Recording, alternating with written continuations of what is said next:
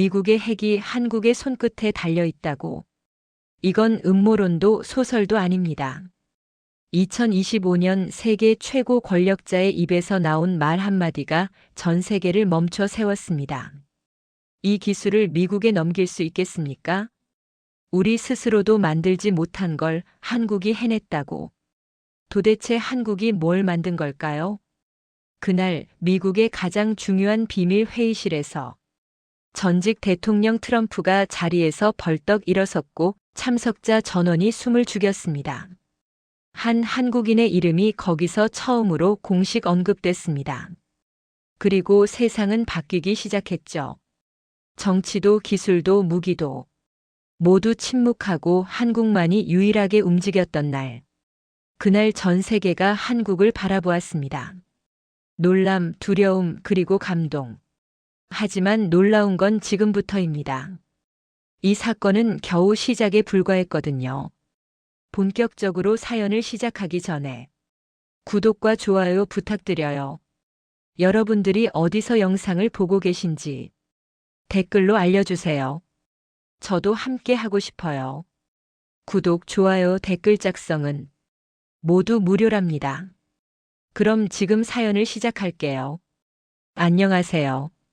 이런 이야기를 어디에 꺼내도 될지 지금도 많이 망설이고 있습니다. 그래도 언젠가는 누군가에게는 전해져야 할 이야기라고 생각해서 이렇게 사연을 제보하게 되었습니다. 제 이름은 김도현입니다.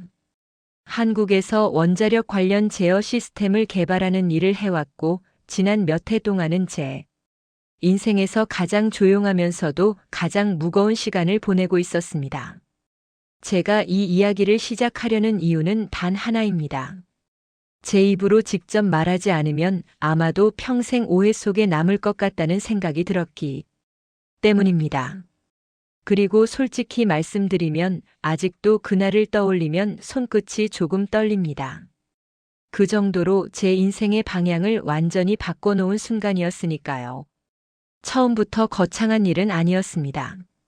저는 스스로를 애국자라고 생각해 본 적도 없었고 대단한 사명감을 품고 일을 시작한 것도 아니었습니다. 그저 숫자와 신호 그리고 오차를 줄이는 일이 좋았을 뿐입니다. 누군가는 지루하다고 말하는 그 반복 작업이 제게는 사람을 지키는 가장 확실한 방법처럼 느껴졌습니다. 하지만 어느 날 새벽 4시쯤이었죠. 정확히 4시 3분쯤이었습니다. 휴대전화가 울렸고 화면에는 평소라면 절대 볼 수 없는 번호가 떠 있었습니다. 그 순간 저는 직감적으로 느꼈습니다. 이 전화는 평범한 업무 연락이 아니라는 것을요. 전화를 받자마자 들려온 목소리는 차분했지만 어딘가 급박했습니다. 상대는 제 이름을 정확하게 불렀고 제가 어떤 일을 해왔는지도 알고 있었습니다. 그리고 단 한 문장으로 저를 침묵하게 만들었습니다.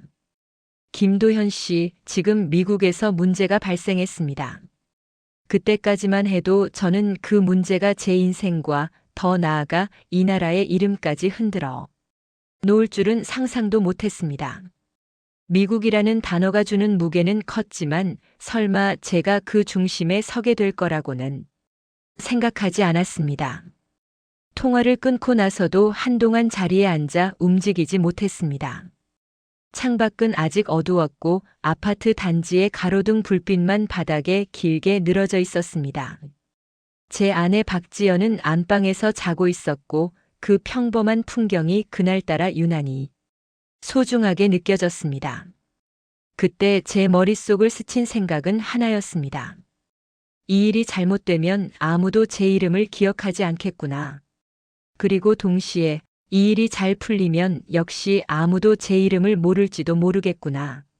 하지만 그날 이후 전 세계가 아주 잠깐이나마 한국이라는 나라를 다른 눈으로 바라보게 될 줄은 정말 상상조차 하지 못했습니다. 그리고 그 시작이 이렇게 조용한 새벽 전화 한 통이었다는 사실이 아직도 믿기지 않습니다. 그날 새벽 저는 결국 짐도 제대로 싸지 못한 채 공항으로 향했습니다. 평소라면 짐 챙기고 일정 정리하고 회사에 보고까지 했을 텐데 이번엔 그런 시간이 없었습니다. 연락을 준 쪽은 민간이 아니었습니다. 그렇다고 정부도 아니었고 정확히 말하자면 양쪽 모두였습니다. 저 역시 정확히 무슨 일이 벌어진 건지는 몰랐습니다. 단지 제가 개발했던 시스템 중 일부가 예상치 못한 방식으로 미국 현지에서 작동하고 있다는 사실만 전해 들었죠. 비행기에 탑승하면서도 머릿속은 복잡했습니다. 미국이라니요. 그것도 핵 관련 시설이 있는 지역으로 불과 몇 시간 안에 날아가야 한다는 상황이 쉽게 받아들여지지 않았습니다. 사실 저 같은 엔지니어가 할 수 있는 일은 대부분 사무실이나 실험실 안에서 끝납니다. 설계하고 테스트하고 이상 있으면 고치고 다시 보내는 일의 반복이죠. 그런데 이번엔 그런 과정 없이 바로 현장으로 부름을 받은 겁니다. 저를 데리러 온 사람은 주한 미국 대사관 소속의 정보 담당자라고 소개했습니다. 젊은 한국계 남성이었고 이름은 데이비드이라고 했습니다. 그는 차 안에서 짧게 말했습니다. 김도현 박사님, 미리 감사드립니다. 이건 미정부도 깜짝 놀란 상황입니다. 그 말에 저는 조심스럽게 되물었습니다. 정확히 어떤 문제가 발생한 건가요? 제 시스템이 오작동한 겁니까? 그는 말끝을 흐리더니 한참을 침묵하다가 조용히 입을 열었습니다. 지금 상황에선 박사님이 직접 보셔야 합니다. 그렇게 도착한 미국은 낯설고도 낯설었습니다. 저는 캘리포니아 북부의 한 기밀 시설로 이동했고 거기서 처음으로 이번 사태의 전모를 마주하게 되었습니다. 미국의 고위 핵시설 중 한 곳에서 경보가 울렸고 그 경보를 최초로 탐지한 시스템이 바로 제가 만든 제어 알고리즘이었다는 것이었습니다. 더 놀라운 건 그 제어 시스템이 현재 해당 원자로의 반응 속도와 냉각 장치 가동 상태를 일정 수준까지 통제하고 있다는 점이었습니다. 제가 만든 건 어디까지나 보조 감시 장치에 가까운 프로그램이었고 그렇게까지 강력한 제어 능력을 가진 것으로 설계하지는 않았습니다. 그런데도 이 시스템은 예기치 못한 상황 속에서 오히려 미국 자체 시스템보다 빠르고 정확하게 움직이고 있었습니다. 그 순간 저는 왠지 모를 공포를 느꼈습니다. 제가 만든 것이 원래 의도보다 더 강력하게 작동하고 있다는 사실 때문이 아니라 왜 이런 일이 벌어졌는지 아직 누구도 정확히 설명할 수 없다는 점 때문이었습니다. 기술은 정확해야 했고 예측 가능해야 했습니다. 그런데 지금 제 기술은 제가 통제하지 않은 상태에서 무언가를 움직이고 있었습니다. 시설 안에는 미 국방부, 에너지부, 그리고 민간 방산업체 관계자들까지 모여 있었습니다. 모두의 표정은 어두웠고 한마디도 섣불리 하지 않으려는 분위기였습니다.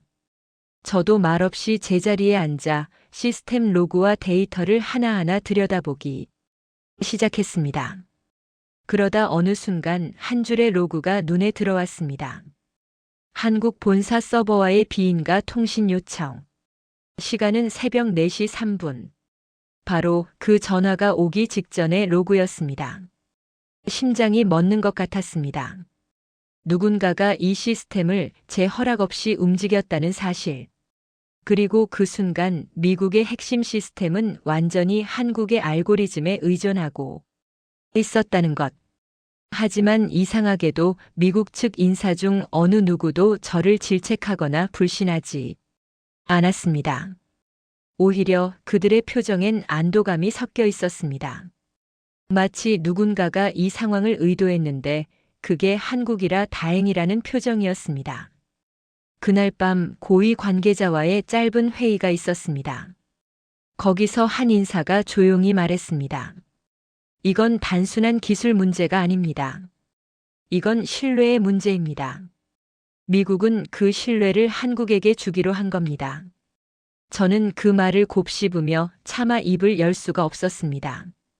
제 머릿속에는 단 하나의 생각만 가득했습니다.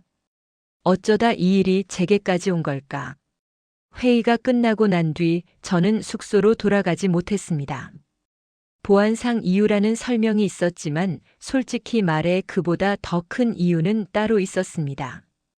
그날 회의에 참석했던 이들 중 제 이름을 가장 먼저 불렀던 사람 때문이었습니다. 바로 도널드 트럼프 전 대통령이었습니다. 그의 등장은 예정되어 있지 않았습니다. 회의실 한켠 미 국방부 장관 옆자리에 조용히 앉아있던 그는 말없이 상황을 듣고 있었습니다. 처음엔 저도 잘 알아보지 못했습니다. 공식 석상이 아니라 민낯 그대로의 얼굴이었으니까요. 그는 회의 말미에 조용히 손을 들고 한마디 했습니다. 이 기술 미국은 왜 만들지 못한 겁니까? 순간 회의실이 조용해졌습니다. 누구도 쉽게 대답하지 못했죠. 그건 기술에 대한 질문이 아니라 체계에 대한 질문이었으니까요. 트럼프는 시선을 저에게 돌렸습니다. 김 박사, 당신은 왜 이런 시스템을 만들었습니까? 그 질문에 저는 조금 망설였습니다. 마치 한 사람이 아닌 한 나라를 대신해 대답해야 할 것 같은 기분이 들었습니다. 그러다 솔직하게 말했습니다. 저는 어떤 경우에도 멈출 수 있는 시스템을 만들고 싶었습니다. 실수든 고장든 사람이든 기계든 한번 틀어지면 되돌릴 수 없는 걸 저는 믿지 않습니다. 그 말을 듣고 트럼프는 조용히 고개를 끄덕였습니다. 그리고 마지막으로 이렇게 말했습니다. 미국이 만든 핵을 한국이 통제하고 있다. 만약 누군가에게 맡겨야 한다면 나는 그게 한국이라서 다행이라고 생각합니다. 그 말은 이후 언론에 공개되지는 않았습니다. 하지만 회의실에 있었던 사람들은 그 한 문장을 결코 잊지 않았습니다. 저 역시 마찬가지였습니다. 이후 며칠 동안 저는 미국 현지에서 한국 본사와 긴밀하게 협력하며 시스템의 원인을 하나씩 파악해 나갔습니다. 놀랍게도 오작동이나 해킹은 없었습니다.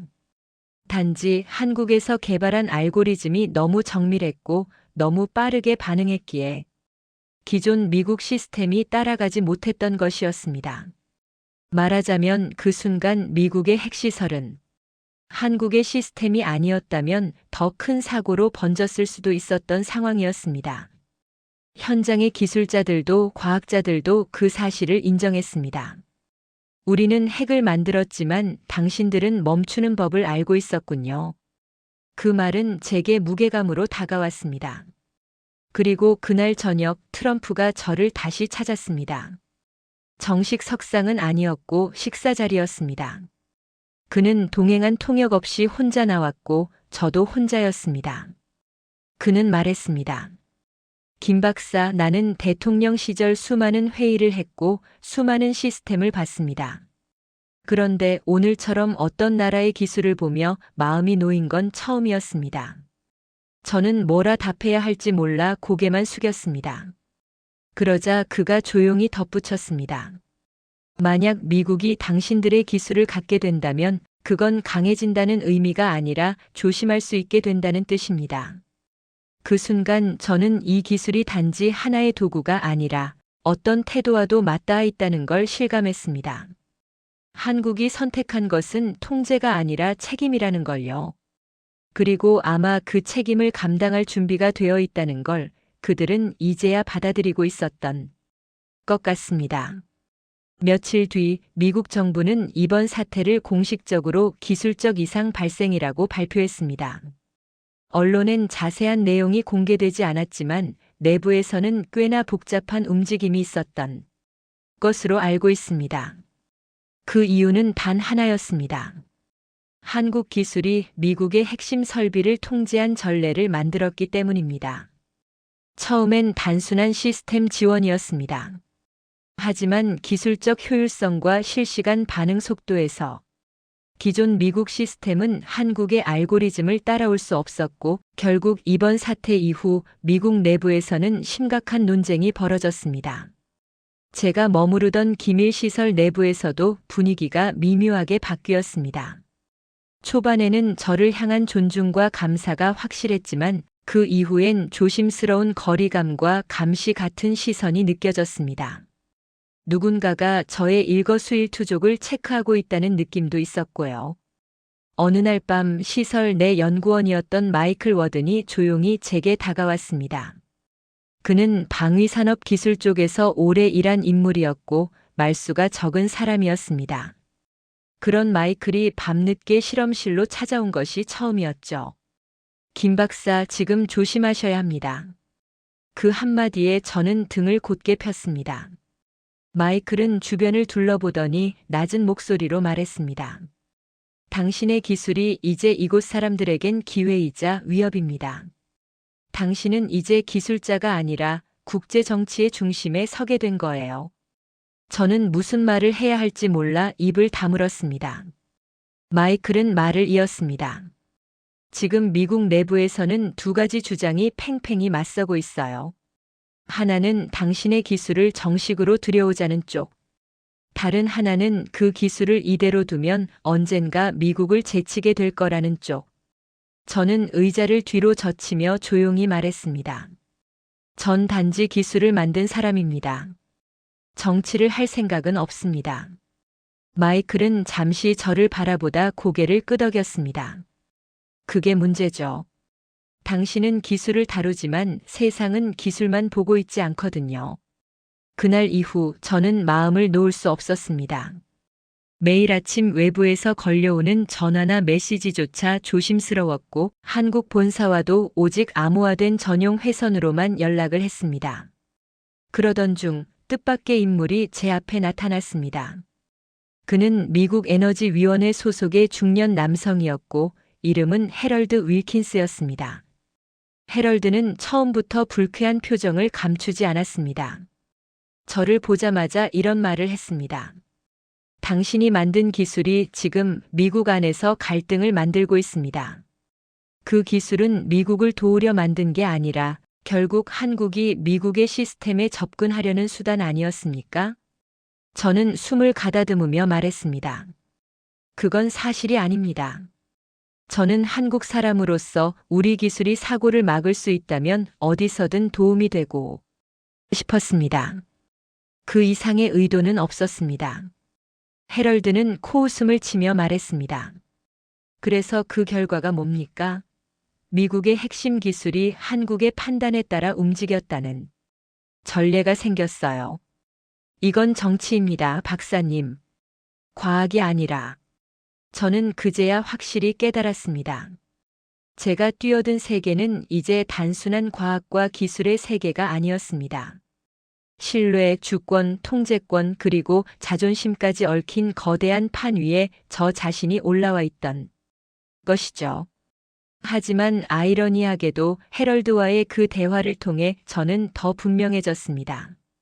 정치가 아무리 복잡하고 국제관계가 민감해도 가장 아래에서 사람을 지키는 기술의 방향은 분명해야 한다는 건 말입니다.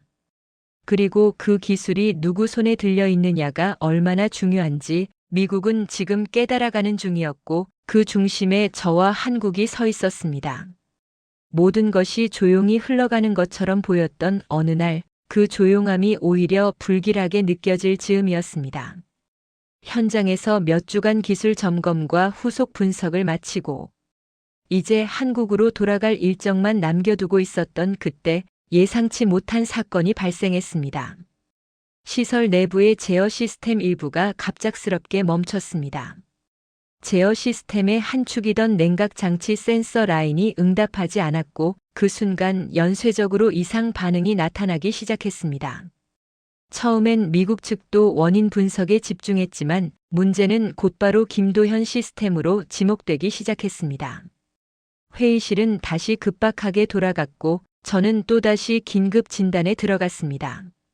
문제의 센서 로그를 들여다보며 저는 분명히 알 수 있었습니다. 이건 제 알고리즘 문제도 한국 본사 장비의 결함도 아니었습니다. 오히려 외부에서 유입된 패치 파일 하나가 저희 시스템의 자동 복구 알고리즘을 막고 있던 것이었습니다. 그 패치는 미국 내부 기술자들이 실험적으로 적용한 것이었습니다. 그들은 사전에 제게 말하지 않았고 시스템 테스트 단계에서 허가 없이 진행된 작업이었습니다. 저는 이를 지적했고 관련 담당자에게 기술 회의에서 공개적으로 밝혔습니다. 이건 저희 시스템의 문제라기보다는 허가되지 않은 파일이 시스템 구조를 임의로 변경한 결과입니다. 하지만 그 말은 의도치 않게 또 다른 파장을 일으켰습니다. 한 인사가 소리쳤습니다. 그래서 이 시스템은 우리 손으로는 건드릴 수도 없는 겁니까? 이게 진정한 통제입니까? 아예 한국 기술에 우리 목줄이 잡힌 건 아니겠습니까? 그 말은 결국 언론에까지 새어나갔고 한국이 미국 핵기술에 의도적 백도어를 넣었다는 악의적 보도가 시작됐습니다. 그날 밤 저는 깊은 회의에 빠졌습니다. 처음 이 기술을 만들었을 때의 마음이 떠올랐습니다. 누군가의 실수를 막기 위한 브레이크를 만들고 싶었을 뿐인데 지금 이 기술은 위협이나 통제라는 프레임으로 세상에 비춰지고 있었습니다. 호텔 방에 혼자 앉아 노트북 화면 너머의 코드들을 바라보며 한참을 앉아 있었습니다. 그 코드들은 저에게는 사람들의 생명을 지키는 장치였고 수많은 밤을 지새우며 완성해낸 기술이었습니다. 하지만 지금 그 기술은 어디선가 잘못된 맥락으로 소비되고 있었습니다. 그 순간 처음으로 내가 너무 앞서 나간 건 아닐까 하는 의심이 들었습니다. 한 통의 메일이 도착했습니다. 보낸 사람은 트럼프였습니다. 그는 그날 있었던 일에 대해 알고 있었고 짧은 문장 하나만 적혀 있었습니다. 사람들은 처음엔 기술보다 감정으로 반응합니다.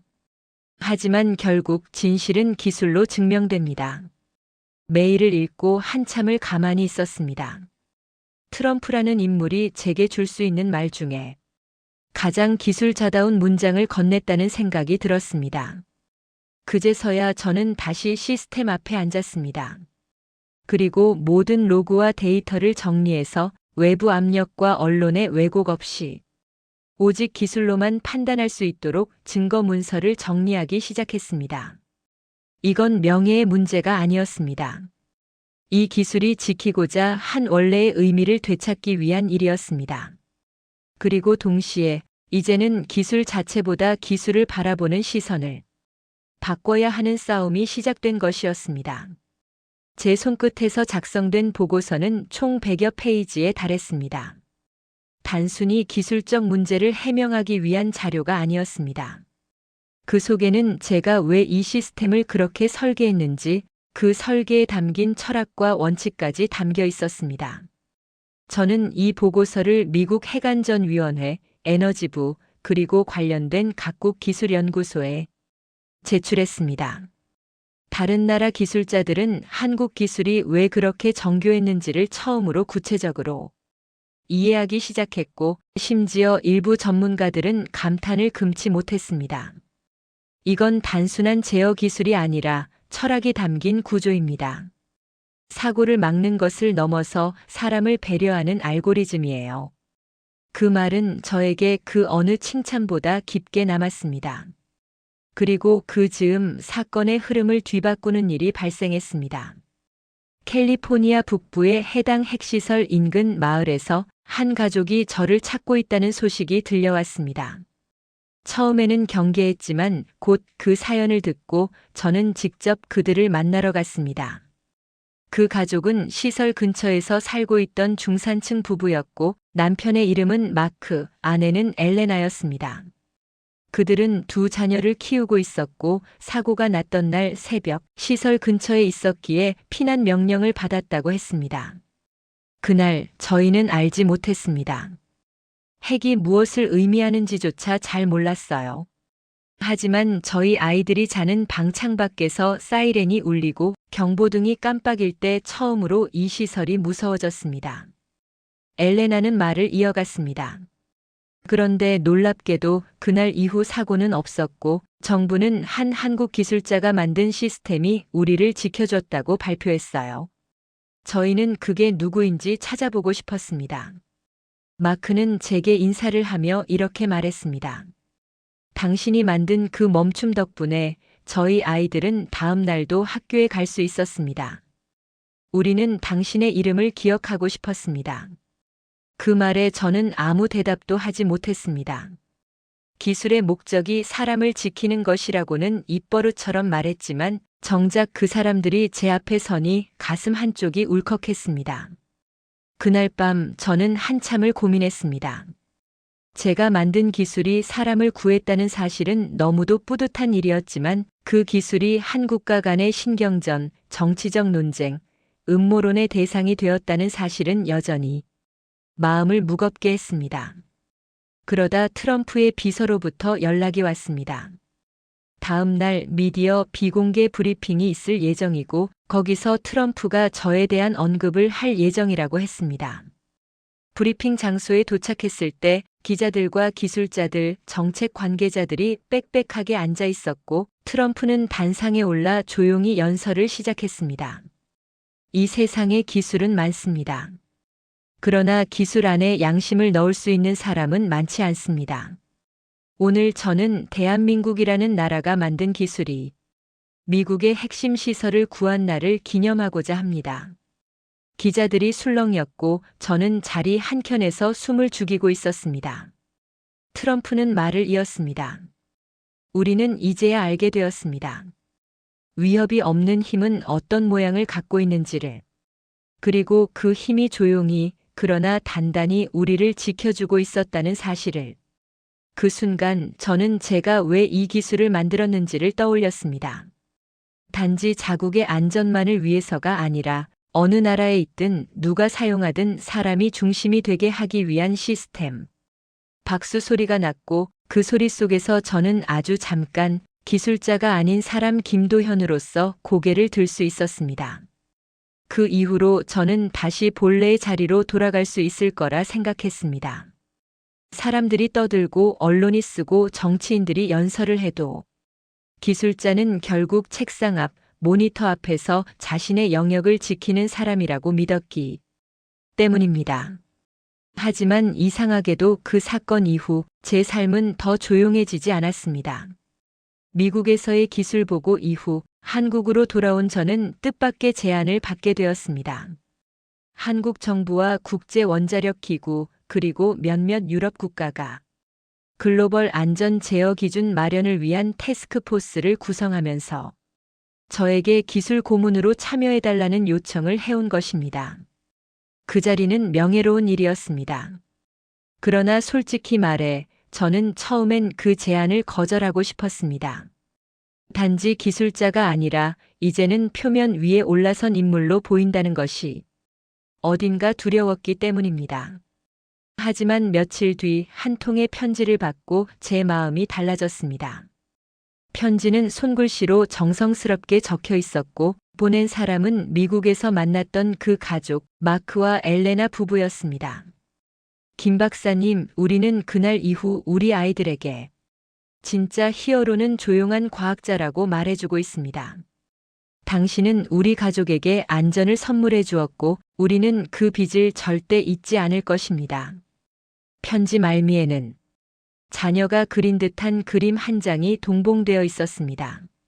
한쪽에는 원자로 그림이 있었고 그 앞에 하얀색 가운을 입고 웃고 있는 남자 한 명이 그려져 있었습니다.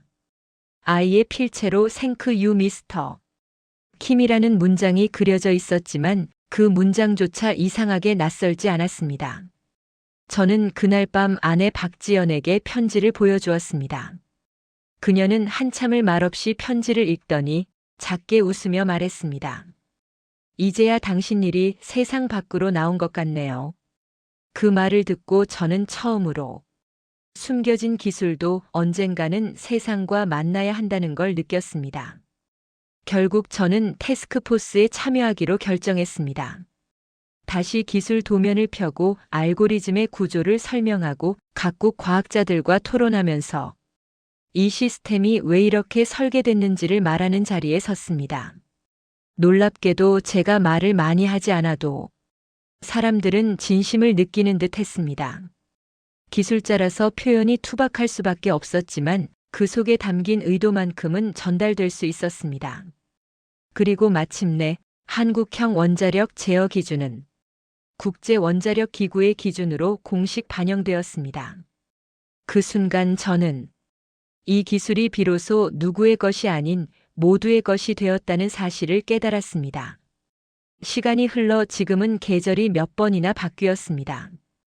그날의 회의, 그날의 긴장감, 그리고 트럼프의 말 한마디까지도 이제는 조금은 흐릿하게 기억될 때가 있습니다. 하지만 제 책상 서랍 맨 아래 여전히 아이가 그려준 그 그림 한 장이 놓여 있습니다. 흰 가운을 입고 서 있는 한 사람. 그리고 그 뒤에 있는 작고 단단한 원자로. 요즘은 자주 생각하게 됩니다. 기술이란 대체 무엇일까라고요. 예전엔 단지 문제를 해결하는 수단이라고 생각했습니다. 하지만 이제는 기술이란 결국 사람을 지키기 위해 존재해야 하는 것이라는 조금은 단순하고 조금은 진부한 그 생각을 더 확실히 믿게 되었습니다. 지금도 저는 큰 기업의 이름을 달고 있지도 않고 무대 위에서 발표를 하는 사람도 아닙니다. 그저 여전히 아침이면 커피 한 잔과 함께 코드 몇 줄을 들여다보며 하루를 시작하는 사람입니다. 하지만 그 코드 한 줄에 어떤 사람의 하루가 달라질 수도 있고 어떤 아이의 내일이 더 안전해질 수도 있다는 걸 이제는 조금은 알게 되었습니다. 저는 이 사연을 통해 한국이 만든 기술이 세계를 놀라게 한 이야기보다 그 기술을 만드는 과정 속에서 지켜야 했던 작은 철학에 대해 말하고 싶었습니다. 우리가 만들어낸 것이 단지 성능이 뛰어난 무언가가 아니라 누군가를 살리고 누군가를 지키고 또 누군가에게 다시는 두려움을 느끼지 않게 해줄 수 있다면 그것이야말로 기술이 가야 할 길이라고 믿습니다. 트럼프는 그날 조용히 제게 이렇게 말했었습니다. 당신들은 핵을 만들지 않았지만 핵을 가장 잘 다루는 나라가 되었어요. 그 말의 의미를 저는 이제야 조금 이해할 수 있을 것 같습니다. 한국은 언제나 조용했지만 그 조용함 속에 담긴 힘은 결코 작지 않았습니다. 이 사연을 끝으로 제 이야기는 여기까지입니다. 혹시 오늘도 어딘가에서 누군가를 지키기 위해 밤을 새우며 시스템을 확인하고 있는 또 다른 기술자가 있다면 저는 이 말을 꼭 전하고 싶습니다. 당신의 오늘은 누군가의 내일을 바꿀 수 있습니다. 사연이 끝났습니다. 대한민국을 사랑하는 분이라면 1초밖에 걸리지 않는 좋아요 버튼 한 번만 눌러주세요. 여러분의 클릭 한 번이 영상 제작에 아주 큰 도움이 됩니다. 끝까지 시청해 주셔서 감사합니다.